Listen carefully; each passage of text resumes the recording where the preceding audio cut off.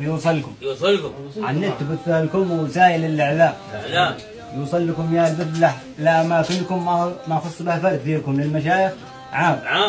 أصحاب رخية وذي النخلة ويشملكم وأصحاب يبعد ذي حلوا قريب شبان أصحاب رخية وذي النخلة ويشملكم وأصحاب يبعد